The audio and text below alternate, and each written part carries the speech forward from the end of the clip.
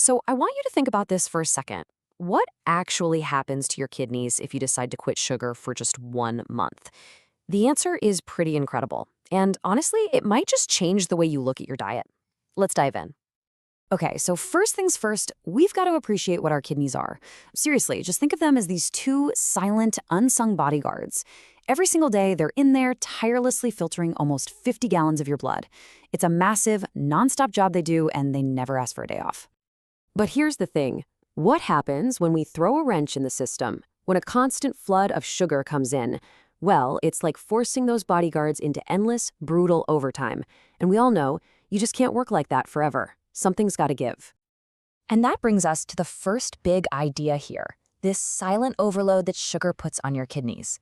You don't feel it day to day, but believe me, it's happening. Okay, this slide's got a technical term on it, hyperfiltration. But don't worry, it's pretty simple. It's basically a condition where all that sugar forces your kidneys to filter way too much blood. And the analogy here is just perfect. It's like revving your car's engine at the absolute maximum speed all day long. Sooner or later, that engine is going to blow. So what happens the moment you quit? Well, the first few days are wild because there's this really surprising twist in the story. This slide just nails the disconnect. On the outside, you might feel totally miserable. We're talking headaches, mood swings, crazy cravings. Your brain is basically throwing a tantrum because it wants its sugar fix. But inside, your kidneys are quietly having a celebration. The pressure finally drops, the insane filtration workload eases up, and the healing process kicks in almost instantly. So while you're feeling awful, your kidneys are literally breathing a sigh of relief. So we know sugar is the villain here, but how? How exactly does it launch its attack on your kidneys? Well, it turns out there's a whole cascade of problems. It really comes down to these three main attacks. It literally clogs up their delicate filters, it completely hijacks your blood pressure, and it actually encourages kidney stones to form. Let's break each one down. All right, first up, the filters. Your kidneys are filled with millions of these microscopic filters called nephrons. Now, picture a coffee filter, right? Pour clean water through it, no problem. But now imagine pouring thick, sticky pancake syrup through that same filter.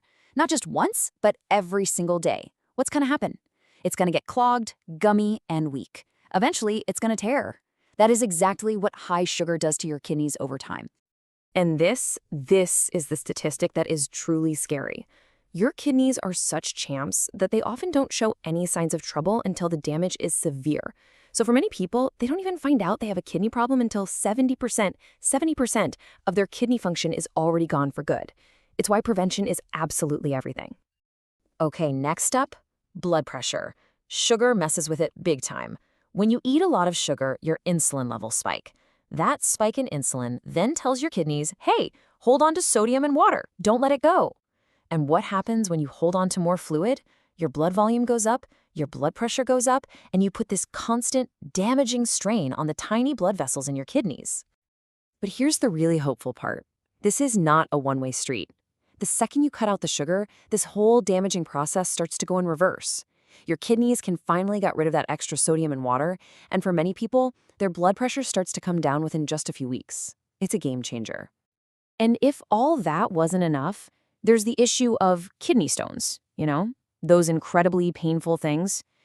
We always hear about salts or not drinking enough water, but it turns out high sugar intake increases calcium in your urine, which makes it way, way easier for those painful little crystals to form. Okay, so we've talked a lot about the damage. Now let's get to the good part, the solution. Let's look at the incredible repair process that starts the moment you give your body a break from sugar. Your body really knows how to fight back. This timeline just lays it all out so clearly.